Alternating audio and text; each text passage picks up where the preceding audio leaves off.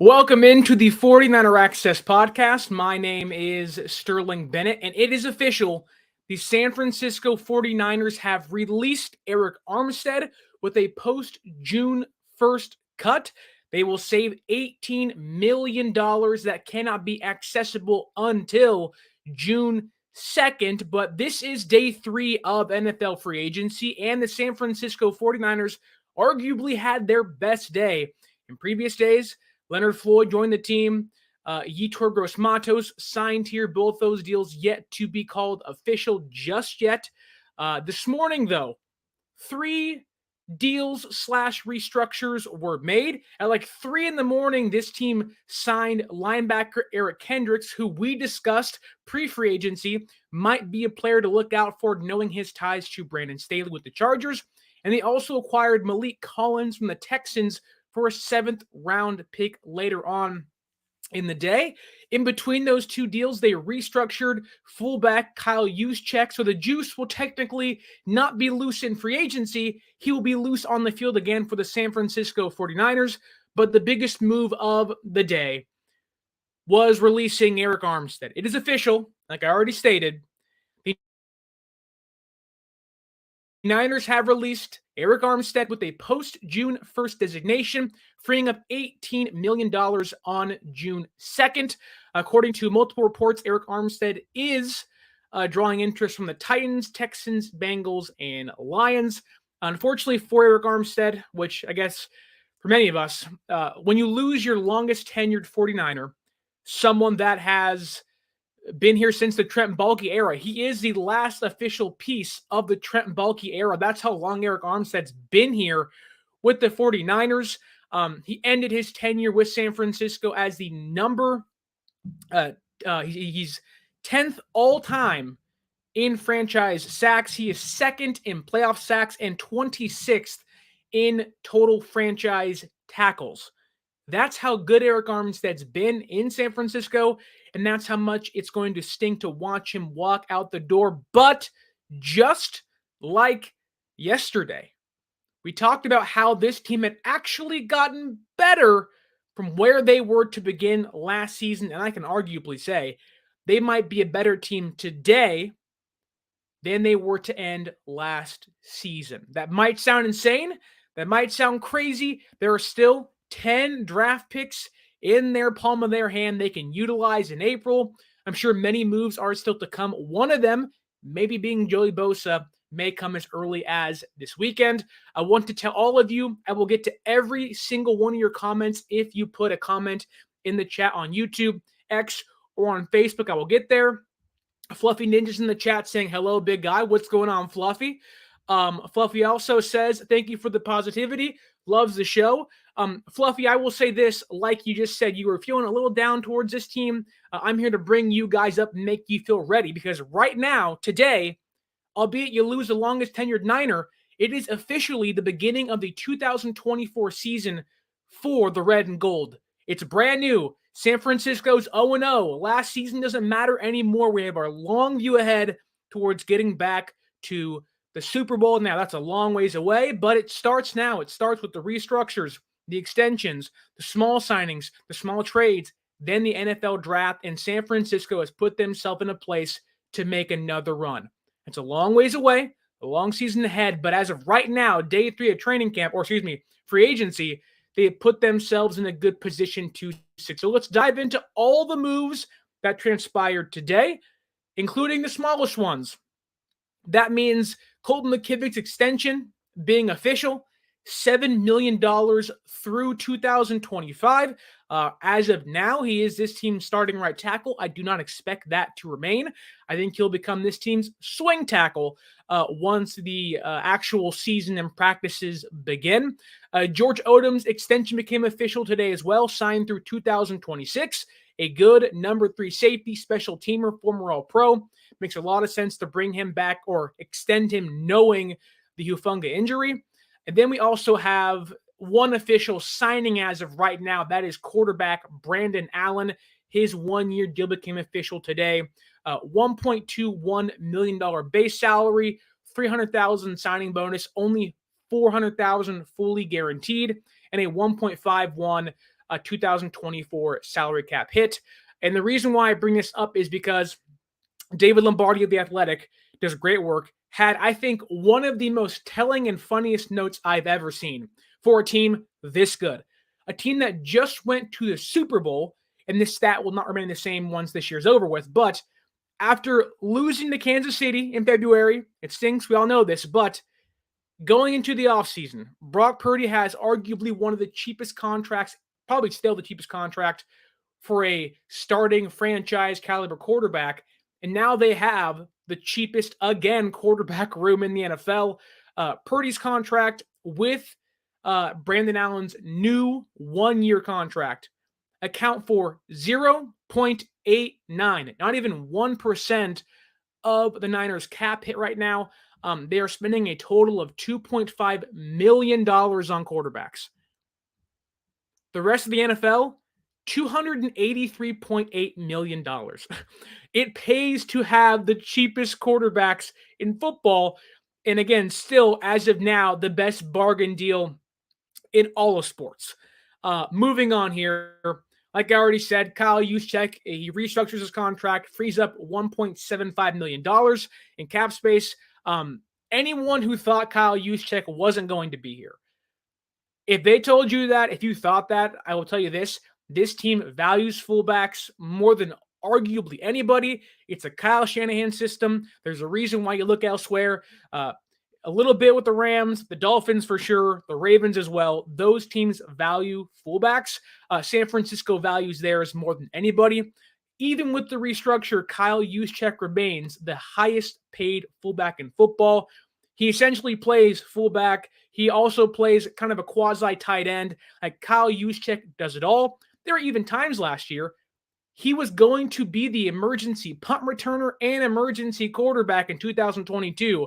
Like, that's how valuable Kyle Juszczyk is to this roster.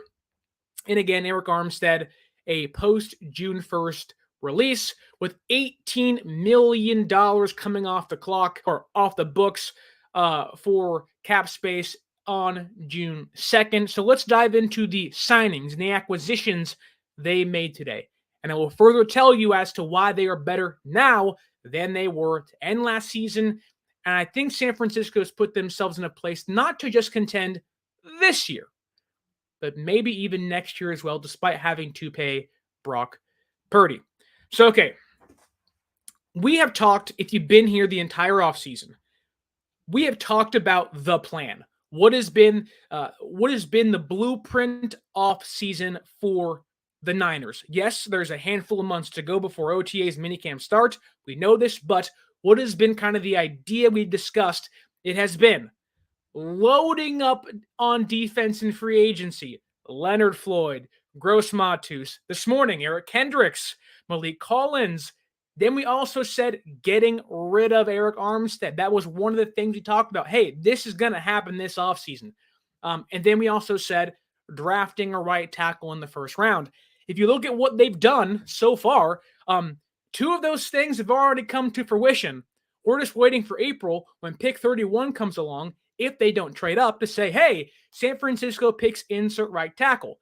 Now, I don't say that to toot my own horn here, albeit congratulations to me, but I say that to say that what San Francisco has been doing has been clear as day, has been abundantly obvious if you've been paying attention, reading tea leaves, reading Mike Silver, reading Tim Kawakami. This is what they've been saying was going to happen. This is what they've been kind of hinting at all offseason long for San Francisco.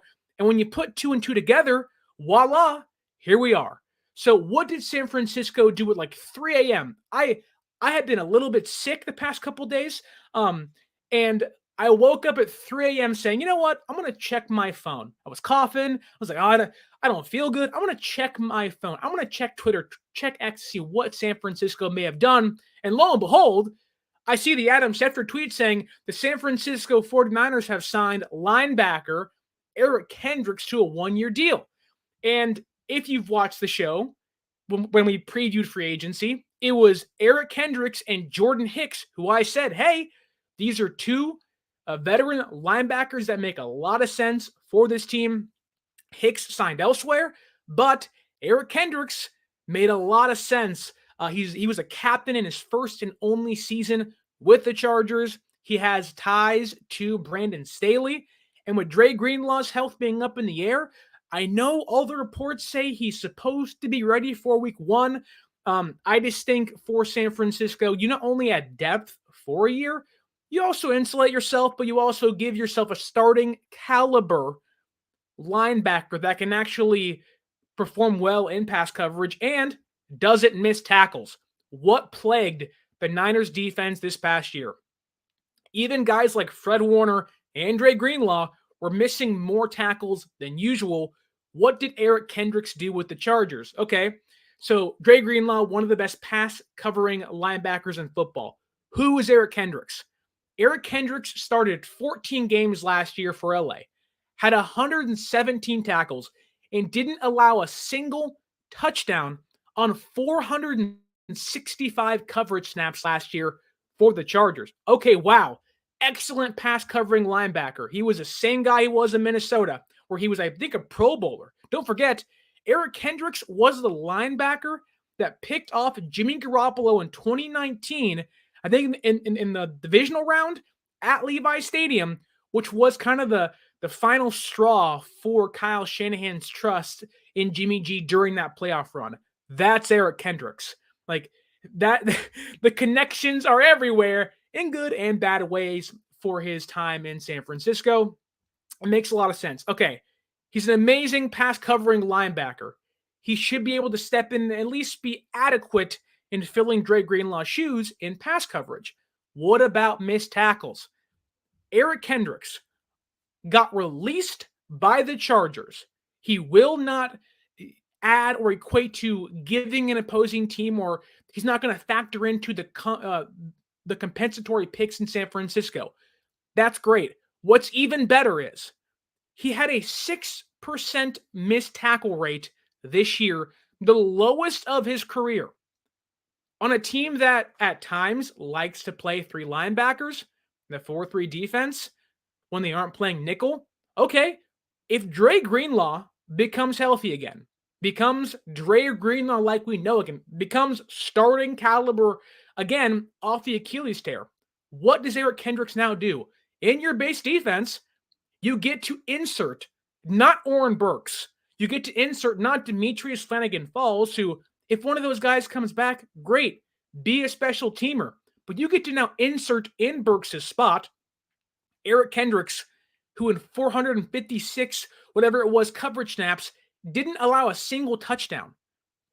For watching Burks get burnt alive to a crisp in the Super Bowl by Travis Kelce, I'm not going to say Kendricks would lock down Kelce. He will certainly fare better if they meet again in the playoffs.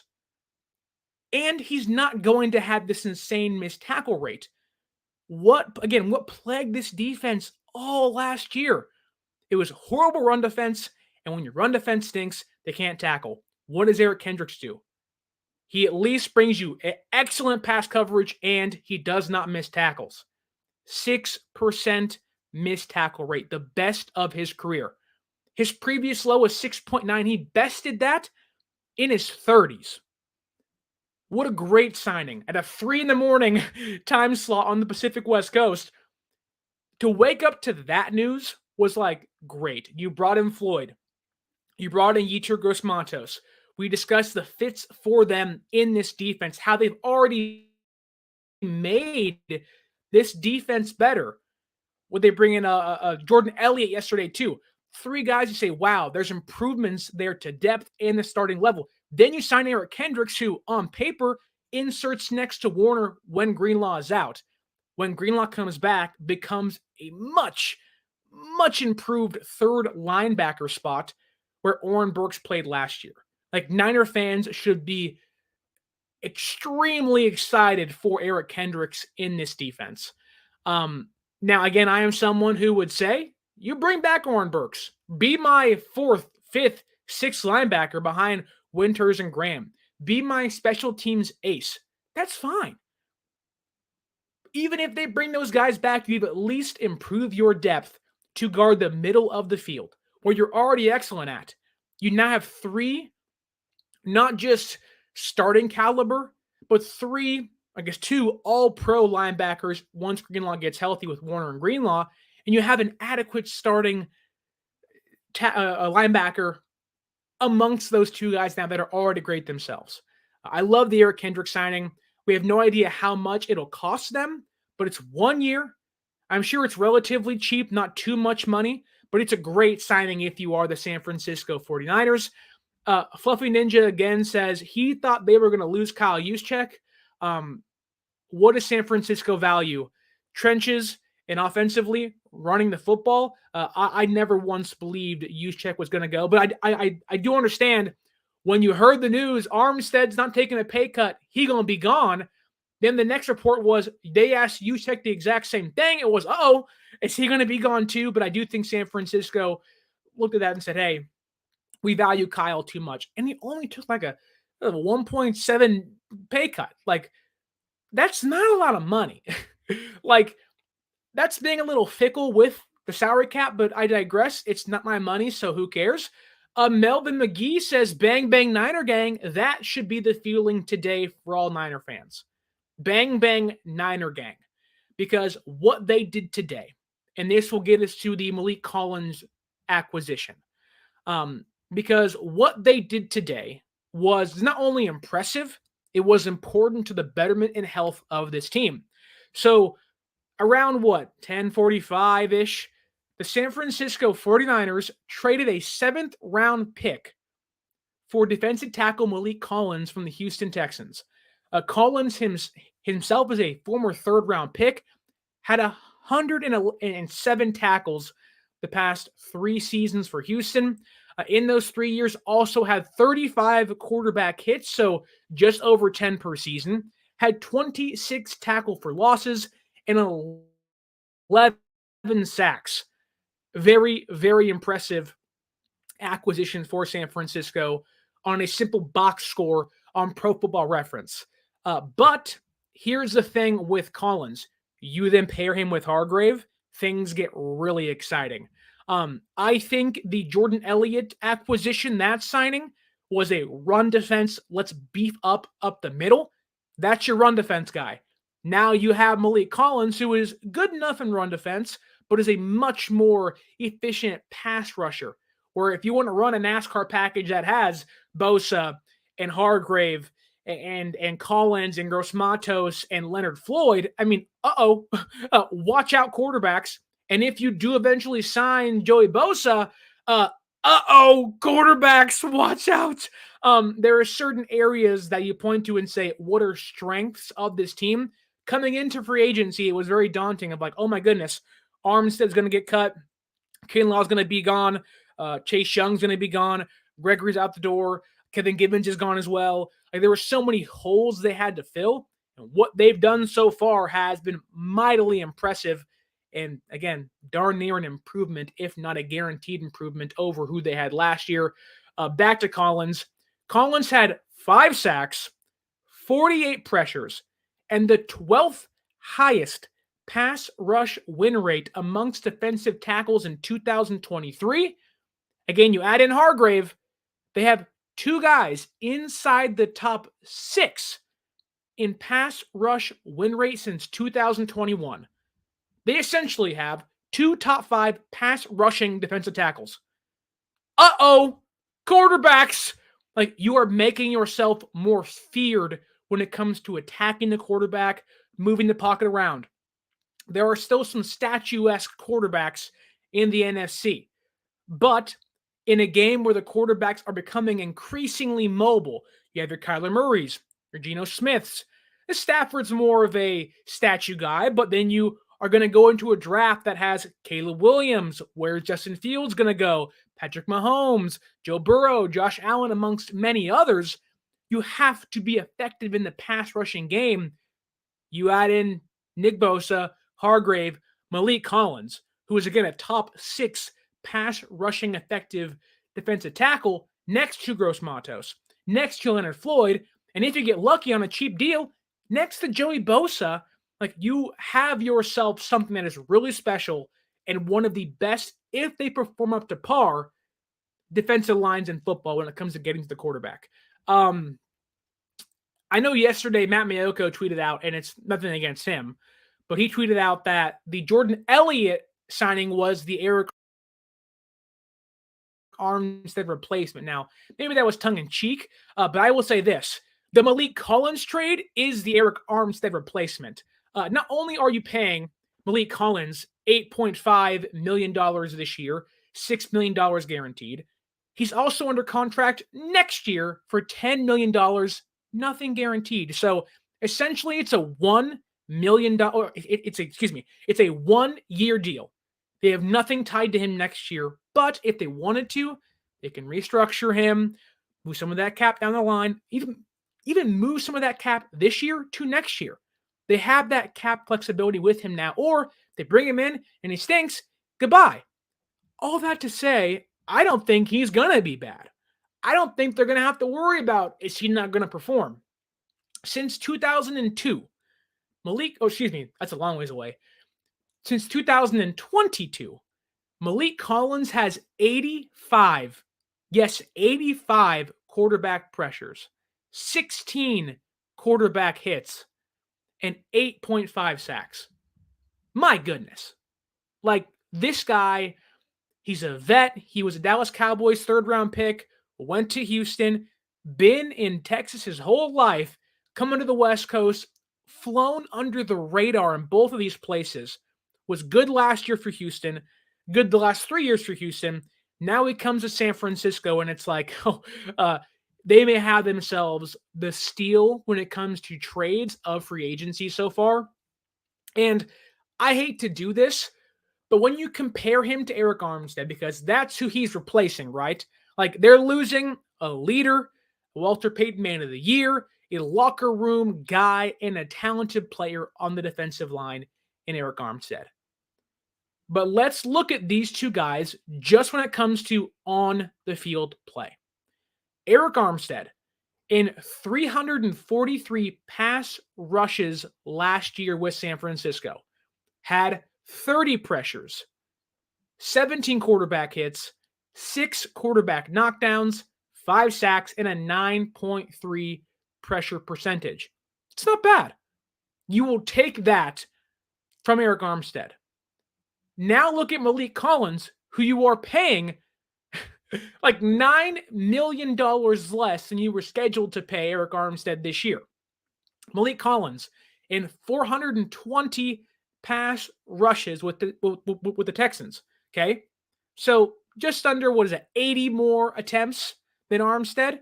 He had 43 pressures, 13 more pressures than Armstead, 25 quarterback hits, 8 more quarterback hits than Armstead, 11 quarterback knockdowns, 5 more quarterback knockdowns than Arik Armstead. He had 5 sacks, equal to Armstead's total, and an 11.1 pressure percentage. That's higher than Armstead.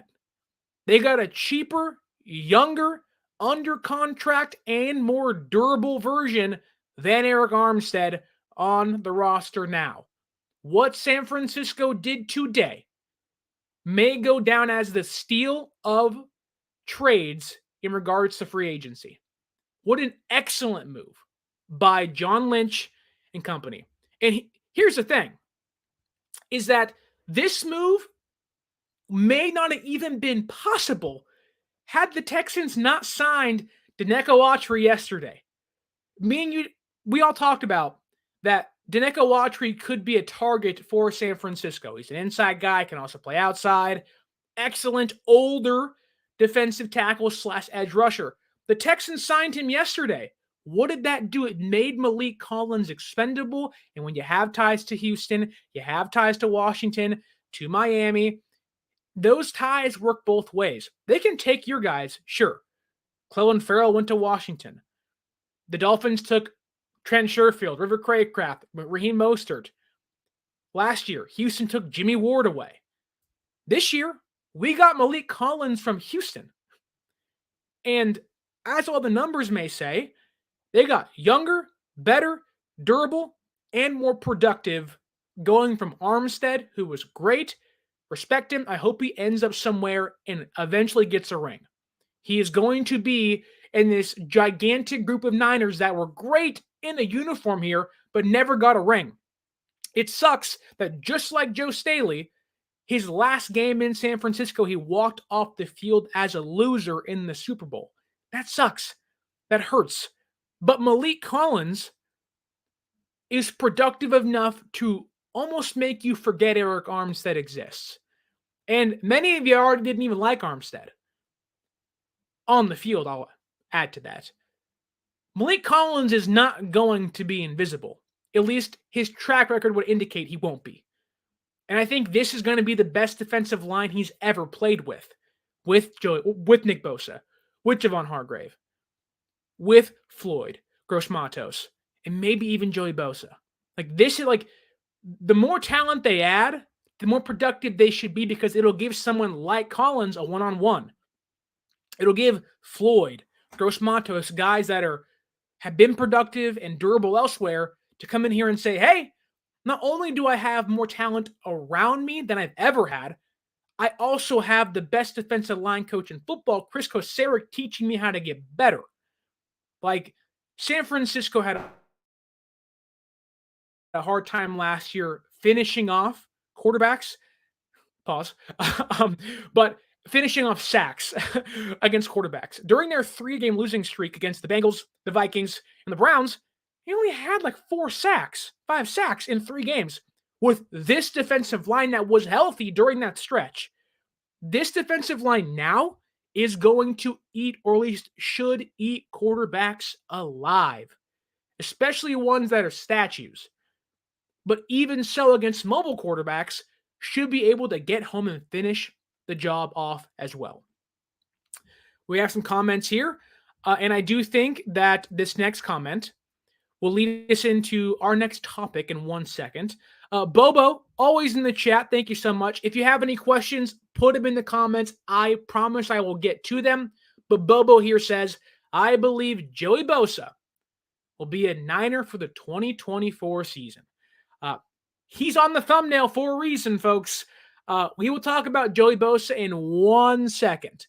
I do want to reiterate one point here, because when you walk into free agency and you're going to lose players like Arik Armstead, like Chase Young, like Kinlaw, Clelin Ferrell, Randy Gregory and Givens are both still free agents. When you're going to lose 5 guys, 6 guys you point to and say, man, these guys were not just impactful, they were important to who we were as a defense. You walk in and say, man, how are we going to replace them? San Francisco watched a bunch of big names leave, and they added Leonard Floyd, Jordan Elliott, Yetur Gross-Matos, Maliek Collins. Okay? Just those guys. And guess what? They've added 101 career sacks to their roster this year. That is already a +6 sack difference to their defensive line's resume than last year at the end of the season. Sure, sacks aren't everything. Sacks are it's one stat in the box score. But what does it tell you? These guys can get home. They have motors. They don't quit. And they are efficient and effective. Excuse me. San Francisco did their due diligence at getting younger, faster, stronger, more productive, and cheaper. And they're paying Leonard Floyd $10 million a year on average. Maliek Collins only has $6 million guaranteed this year. They were going to pay Arik Armstead $28 million against the cap and $17 total in regards to money this year alone. Like, what they have done has, at least in regards to just sacks, which I think everybody likes when your defense gets sacks, which again isn't everything. No one's saying it is, but oh my God, have they found themselves guys that can actually get to the quarterback and take them down? And when you can sack quarterbacks, you can get home, you flush them out of the pocket, they make mistakes, you get your defense more turnovers, more takeaways, and if you can sack the quarterback, it puts the opposing teams in second and long, third and long. It makes them have to punt more. And when they punt or turn the ball over more, 1 + 1 = 2, you give your offense that averaged nearly 30 points a game last year a chance to put up even more points. What a great offseason for San Francisco. There's questions, sure. Can Yetur Gross-Matos be the Charles Omenihu? Yeah. What if one of these guys gets hurt? That's always going to be a question mark. But as of right now, when you haven't even stepped foot on the field to prove any of the worth you may have next to your name, they've gotten a lot better on paper. A lot better on paper. And if they add our next topic, Joey Bosa, they're going to have, I believe the number is 158 sacks to their resume. Like, what?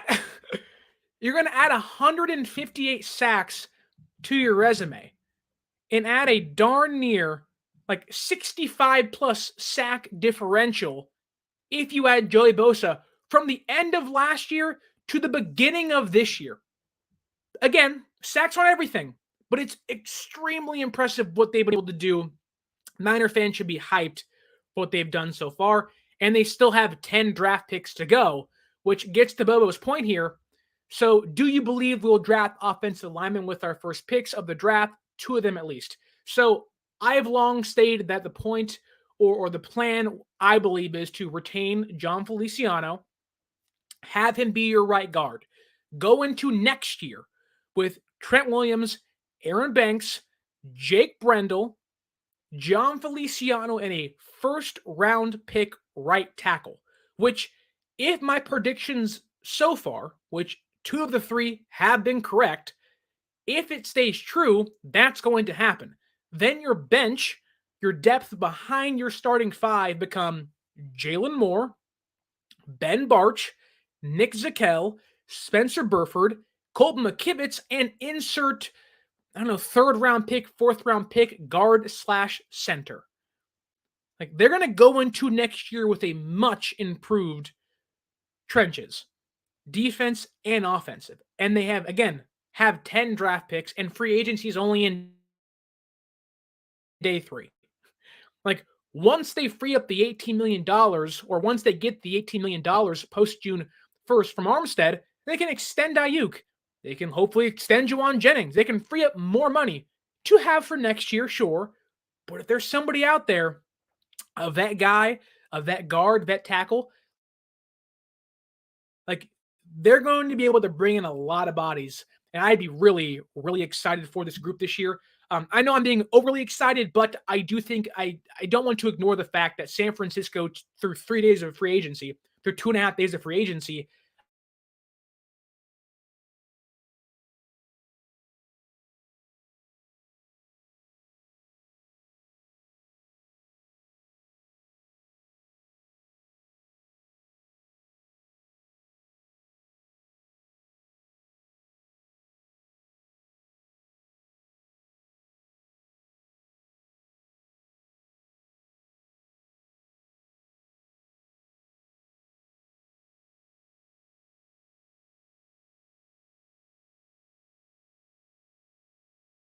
has one. I do think the Niners look back and say, man, like, what we had ahead of us, like, we faced that head on and we won. I do want to move on to Joey Bosa, though, because I do think Joey Bosa is the hot ticket topic. Everybody wants to talk about Joey Bosa, and I get it. Why wouldn't you? Joey Bosa, to me, will be in my opinion, or has a high chance to be a San Francisco 49er by this weekend. That depends on a few things to occur. It isn't as simple as going and getting Joey Bosa. There are a handful of things that need to happen for that to occur. But I do think that when you look at the Chargers situation, despite them being cap compliant as of right now, the Chargers face this Friday a very big question. Do you want to pay Joey Bosa a $7 million roster bonus? I would assume the Chargers will say no. I would like to think that if they're smart, it's Jim Harbaugh. It's the Niners regime over there now with the Chargers. They like Joey Bosa. They'd love to keep him. But they also restructured Khalil Mack's contract today, giving them cap flexibility in hopes eventually they can trade him either during the year or next season. Joey Bosa has not been restructured. And why would you give somebody else $7 million when you know they're not going to play for you? I don't know about you. I'm not in the business of giving up nearly $10 million to a person I know is not going to play for me. So I think Joey Bosa will get released this weekend, either Friday or Saturday, Sunday. I think he'll be gone. Now, all that to say, I am someone who has publicly stated I would not sign or trade for Joey Bosa. Now, let me explain my thought process here. Because the Niners, when they have acquired people like Joey Bosa, Dee Ford, it's just insanely productive players. This isn't like any of the previous examples of getting somebody you like, paying a big money. This is a, hey, we can only acquire you if you are coming here on an extremely cheap, team-friendly deal. Now, I get Joey Bosa. He wants to play with Nick. Cheryl Bosa's on social media every day saying, Joey, come to San Francisco, play with Nick. She wants it to happen. Joey Bosa has said he wants it to happen. Bosa, in the game at the Link in the playoffs in Philadelphia, rocking a full-on Niners jacket, rooting on his brother Nick. He's unafraid to don the red and gold while he's under contract for an opposing team. Joey Bosa, I do believe, would like to be a 49er. I would not be surprised if they're the favorites to land Joey Bosa. But should they acquire Joey Bosa? Bosa has been one of the more tantalizing edge rushers in his career. There's high productive value. Like, the talent is there. Like, he is, again, one of the best, when healthy, edge rushers in the entire league. Just take 2 years ago, 2022. He was, in the entire league, the number 3 highest pass rush win rate. Insanely productive. You add that player next to Nick Bosa, with Leonard Floyd, with Gross Matos, with Collins and Hargrave. I mean, Jesus, quarterbacks will be running for their lives if you add that player. The issue is there's no promise you get that player. And there are many similarities to Christian McCaffrey and Joey Bosa. Because when San Francisco acquired Christian McCaffrey, what was one of the main topics? If he stays healthy, if he stays healthy, if he stays healthy. And there are many reasons to kind of look at it and go, did they overpay? We've all seen the ESPN, and this is a C-, C+ trade. And in 2 years' time, we laugh at that and say, what an idiot, right? But unlike Christian McCaffrey, who had just 2 years of really bad injury history, Joey Bosa's entire career has essentially been injury after injury after injury, IR stint after IR stint for the Chargers. Again, super productive. But take the past 2 years alone. He's missed 20 games. 20 games. Now, I don't know how much you buy into this, but Draft Sharks dives into the percentage of likeliness a player gets hurt.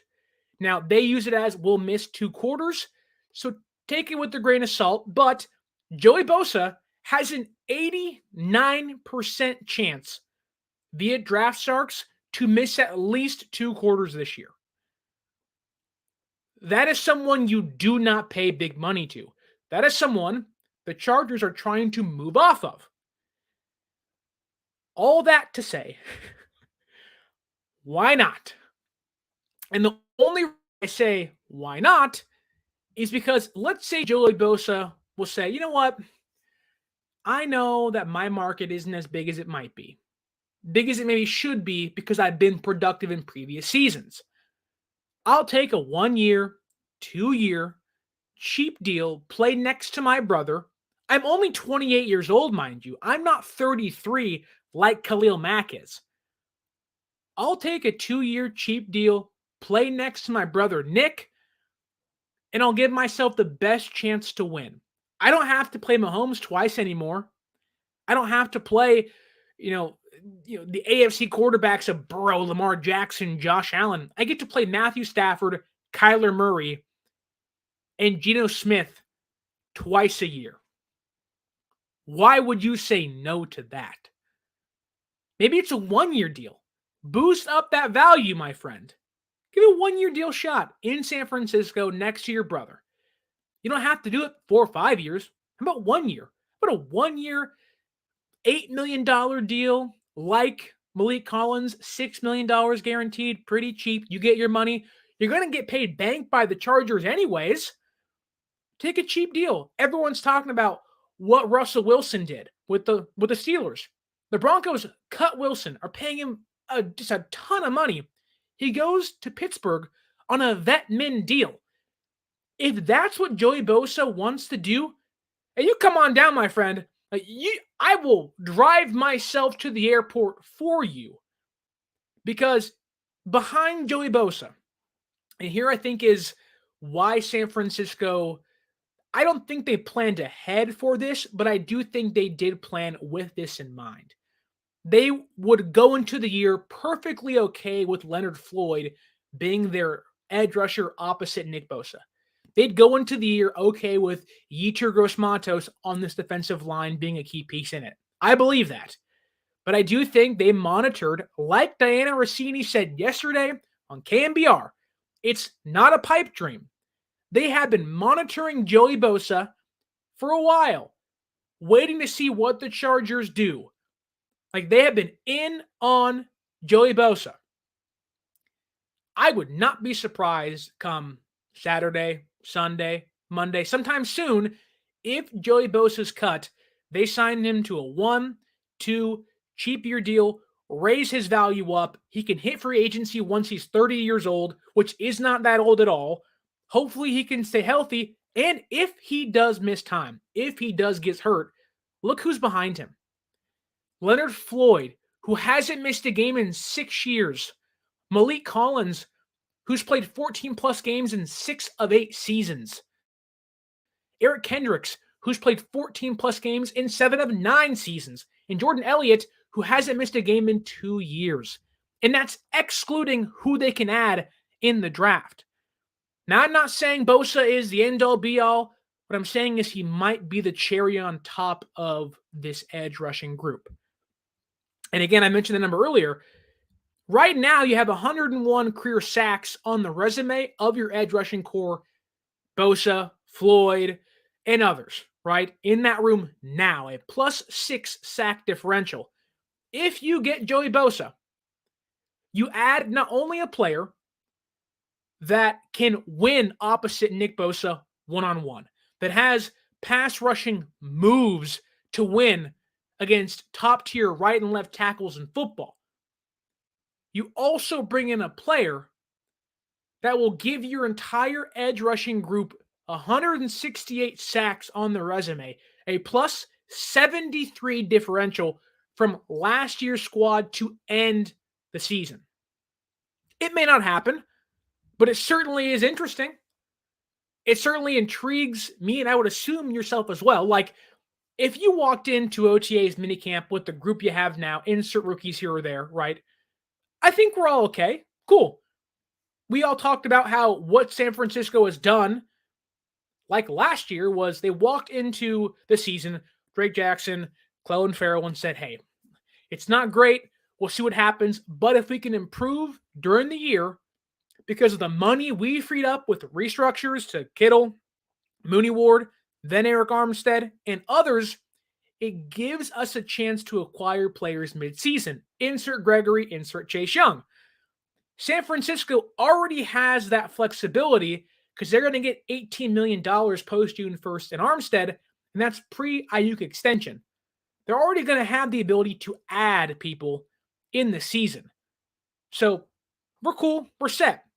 Now put Joey Bosa in that grouping, where if he goes down for a week or so, maybe misses a month or more, you have Leonard Floyd, who had 10.5 sacks last year. Sure, maybe he isn't a 1B. Maybe he isn't a 2. But if that's your 3, this room becomes the best, at its healthiest, the best defensive line pass rushing group in football. Sure, it isn't TJ Watt and Alex Highsmith.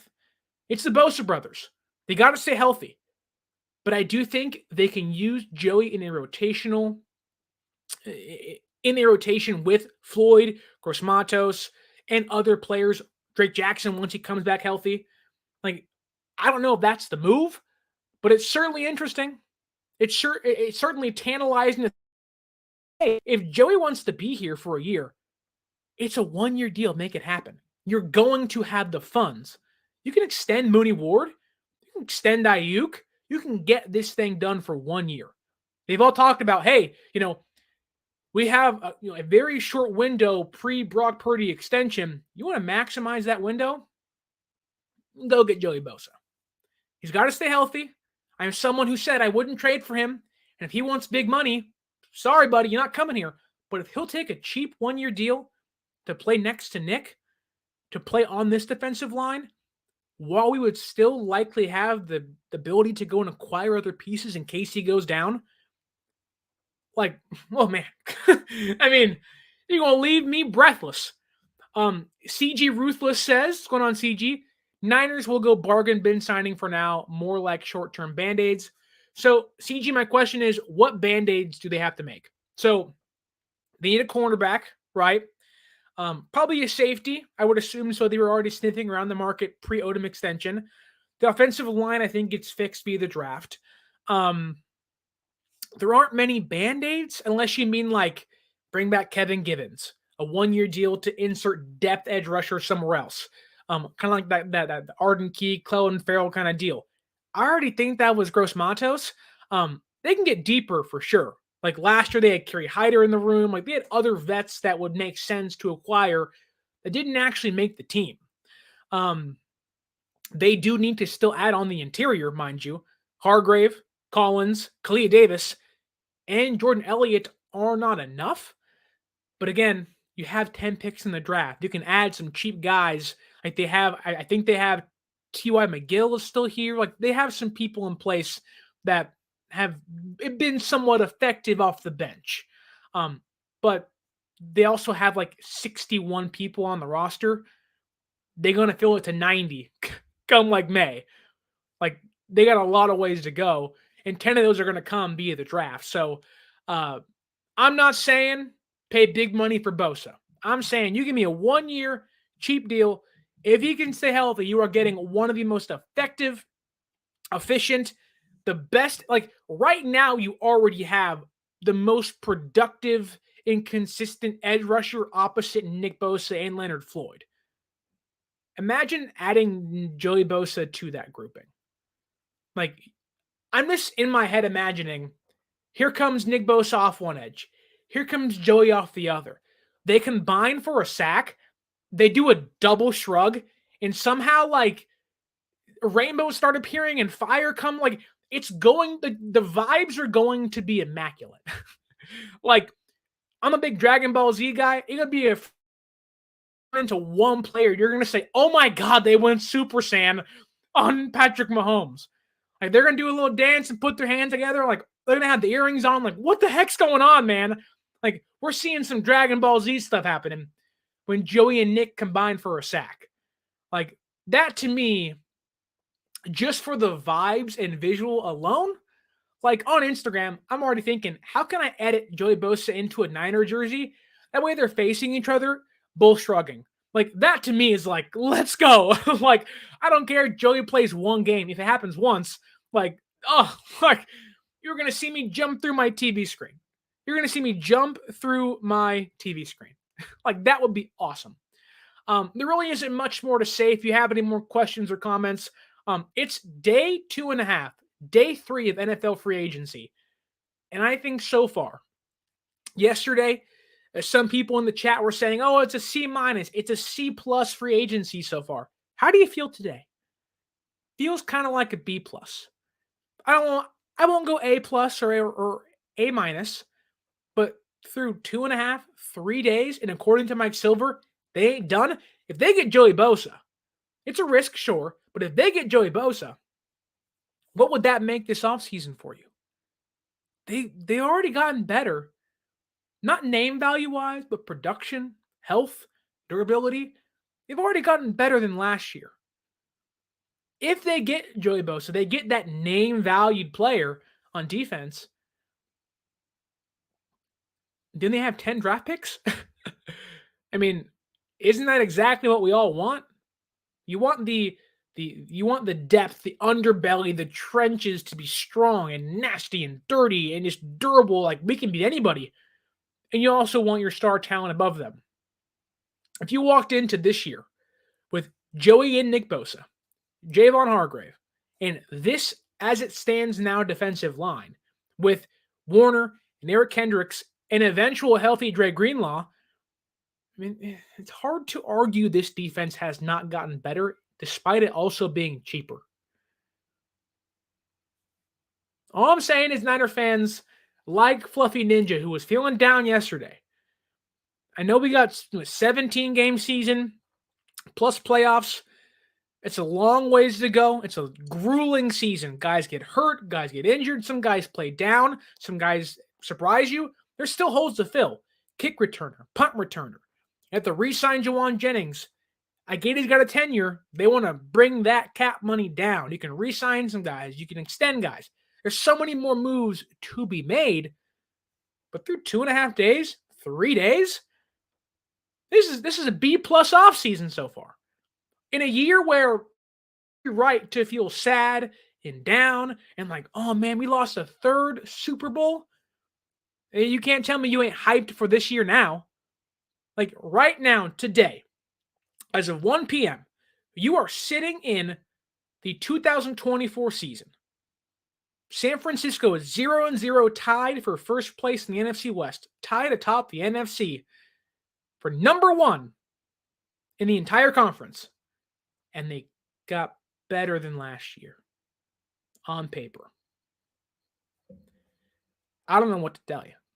Like, that to me is awesome. I think they've given Chris Kocurek a defensive coach's wet dream, to be honest with you.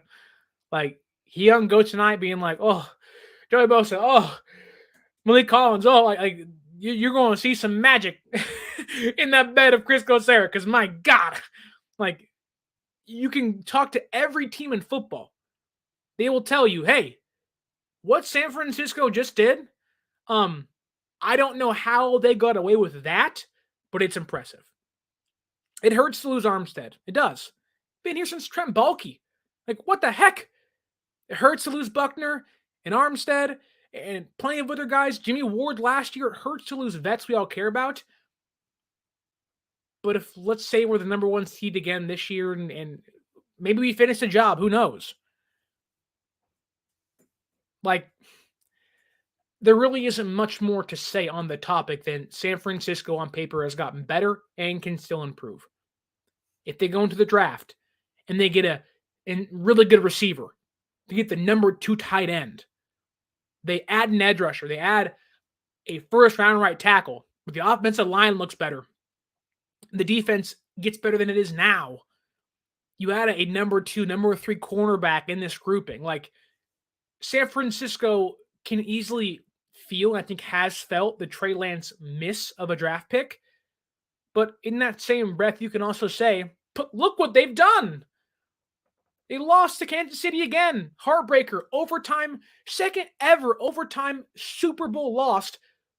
But they may have gotten better and cheaper.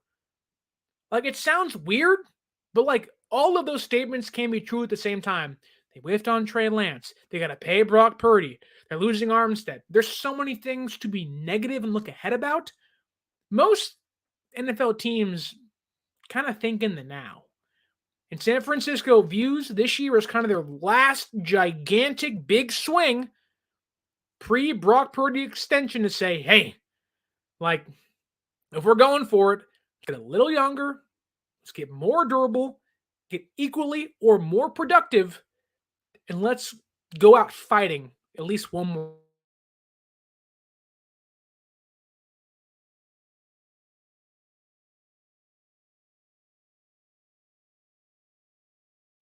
Got Danielle Hunter. Oh, man. I wish we got him. You might get Joey Bosa, along with the depth you've already acquired, along with starting caliber talent like Maliek Collins you've already acquired. Like, this is already a fun off season, and their draft ain't even here yet, and it's not even Thursday or Friday yet. That is awesome. That's all I have for you today, folks. Hope you have a wonderful day 2.5, day 3 of NFL free agency. Go out there and pop some bottles, pop some champagne. No, you don't win games in March, but you can certainly be happy of what your team has done. Every single update that comes out for this team, rumors, reports, all of it you can find on our social media at 49ers_access is the X or Twitter. 49ers.access is the Instagram. And you can use our promo code 49ersaccess. 49 ERSACCESS at SeatGeek.com to save yourself $20 off your first purchase. Again, on SeatGeek.com. Baseball games, football games, basketball games, concerts. Use that promo code. Save yourself $20 off. Don't forget to like, share, subscribe, leave that review. It's a free, easy way to help the show. Bobo, thank you for watching as well. I enjoy doing this. I'm not going to stop doing this. And hopefully you will not stop watching. And again, the best way when we're going live or doing shows, like, share, subscribe, leave that review, turn notifications on. And as always, as every time we end the show, what do we say? Until next time, stay faithful.